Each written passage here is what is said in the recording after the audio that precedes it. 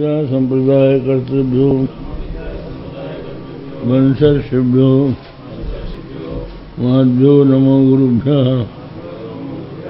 सर्वोपप्लवरहितः प्रज्ञानघनः प्रत्यगर्थो ब्रह्मैवाहमस्मि सोऽहमस्मि ब्रह्मैवाहमस्मि नारायणं पद्मभुवं वसिष्ठं शक्तिं च तत्पुत्रपराशरं च व्यासं सुखं गौडपदं महान्तं गोविन्दयोगीन्द्रमथासु शिष्यं श्रीशंकराचार्यमथासु पद्मो तोऽस्मि श्रुतिस्मृतिपुराणानाम् आलयं करुणालयं नमामि भगवत्पादं शंकरं लोकशंकरं शंकरं शंकराचार्यं केशवं बादरायणं सूत्रभाष्यकृतौ वन्दे भगवन्तौ पुनः पुनः। इदानीं स्वगुरुं वार्तिककारं पूजयति। इससे लगता है कि ये सर्वज्ञात मुनि सुरेश्वराचार्य के शिष्य हैं। साक्षात भगवान शंकराचार्य के शिष्य न होकर उनके शिष्य सुरेश्वराचार्य के शिष्य हैं। इसलिए यहाँ लिखते हैं इदानीं स्वगुरुं वार्तिककारं पूजयति। वार्तिककार जो हैं वो सुरेश्वराचार्य उनकी पूजा करते हैं।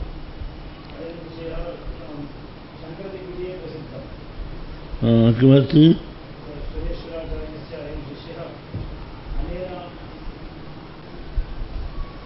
यदीय संपर्कमवाप्य केवलं वयं कृतार्था निर्वज्य कीर्तयः जगत्सुते तारित शिष्यपंक्तयो जयंती देवेश्वर पादरेणवः। ये कहते हैं देवेश्वर के चरण रेणु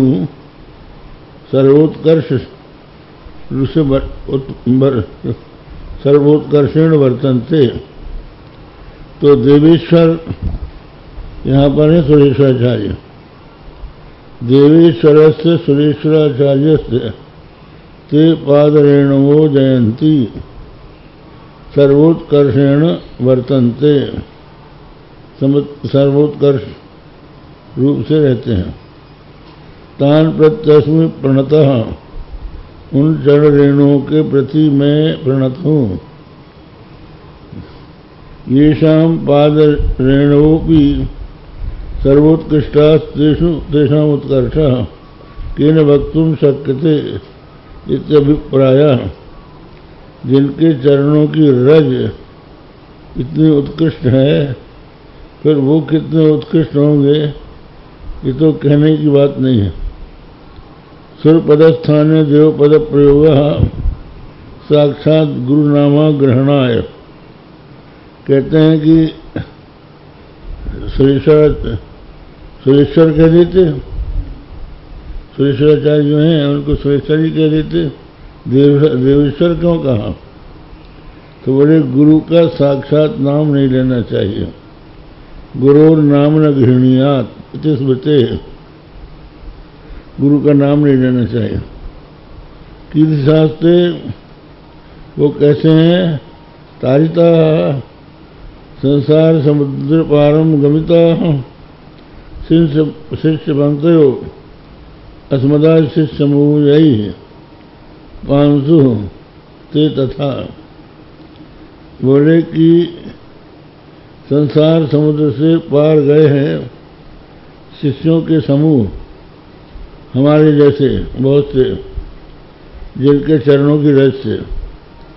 येषां पादरेणवोऽपि शिष्यान् तारयन्ति ते स्वयं तारयन्ति इति किमु वक्तव्यम्। जिनके चरण के रेणु ही शिष्यों को तार देते हैं वे स्वयं ही तारे हैं, इसमें तो कहना ही क्या है। यदीया नाम या संबंधिनाम पावनादीनाम अपि संपर्कम संबंधम केवलम अवाप्य साधनांतर शून्य अपि वयम सर्वे सच्चिष्या कृतार्थाः कृत प्रयोजनाः ब्रह्म साक्षात्कारेण जीवन मुक्ता। बोले कि जिनसे संबंधित पवन के संपर्क से ही हम लोग यद्यपि साधनांतर से रहित हैं, फिर भी हम सच्चिष्ट कृतार्थ हो गए हैं। अर्थात जो हमारा प्रयोजन है ब्रह्म साक्षात्कार, उसको प्राप्त करके जीवन मुक्त हो गए। जगत्सु लोकेषु च सत्ग्रंथ करणाध्यापनादिना निर्बद्ध कीर्तयो, और जगत में माने लोक में सदग्रंथों के निर्माण से और उसके अध्यापन से ऐसी कीर्ति हमने प्राप्त की है जो निर्बद्ध माने निर्दोष है, निर्मल यश वाले हम हैं। तो महाफलावांतर फल कीर्तनम, महाफल जो है वो तो ब्रह्म साक्षात्कार है, जीवन मुक्ति है, और उसके अवांतर फल ये है कि हम उत्तम ग्रंथों का हमने प्रणयन किया, अध्यापन किया, और उसके अनुसार हमारी विमल कीर्ति भी हो गई। अतः सर्वथा ते नमस्या एव इत्यभिप्रायः, इसलिए वो हमारे सदा नमस्ते हैं, नमस्कार योग्य हैं, ये अभिप्राय। गुरुस्तुति शेषत्वेन ते प्रस्तारित आत्मनः कृतार्थत्व निर्बद्ध कीर्तित्व ताभ्याम प्राप्तम आत्मानम औद्धत्यम अपाकरोति। कहते हैं गुरु की स्तुति से, गुरु की स्तुति का शेष, गुरु की स्तुति के द्वारा जो उन्होंने कहा कि हम अध्ययन अध्यापन ग्रंथों का प्रणयन अध्यापन और विमल कीर्ति वाले हो गए, ये एक तरह से अपनी उद्धतता हो गई, अपना औदित्य हो गया कि तुम बहुत बड़े, हम बहुत बड़े हैं।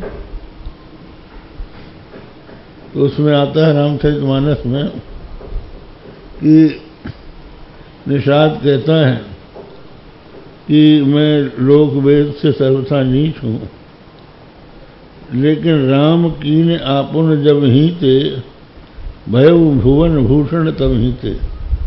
जब से राम ने मुझे अपना लिया तब से मैं भुवन भूषण हो गया। तो अपने को भुवन भूषण कह रहे हैं वो, तो उसमें उनको आत्म प्रशंसा नहीं है, ये अपने भगवान की प्रशंसा है कि उनके अपनाने से मेरा जैसा नीच, जिसकी छाया भी अगर छूला अरे तो लोग पानी का सींचा लेते हैं, मैं भुवन भूषण हो गया। ऐसे ही अपने को इन्होंने गुरु की स्तुति के अंग रूप से जो ये अपनी प्रशंसा की, उससे कुछ ऐसा न हो जाए कि औद्धत्य सिद्ध हो, तो उसका अपाकरण करते हैं। गुरु चरण सरोज सन्निधानादपि वयमस्य गुणै क्लेश भाजः